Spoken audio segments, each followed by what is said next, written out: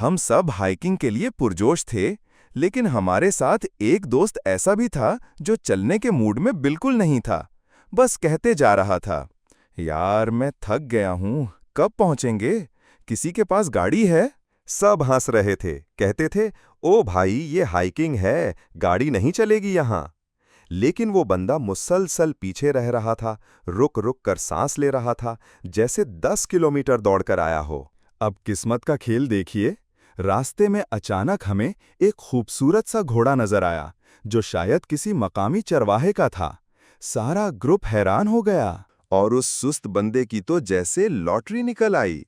फौरन बोला, बस यही चाहिए था, मैं अब इसी पे जाऊंगा। हमने मुकामी शख्स से इजाजत ली और घोड़े पर वो बंदा चढ़ गया।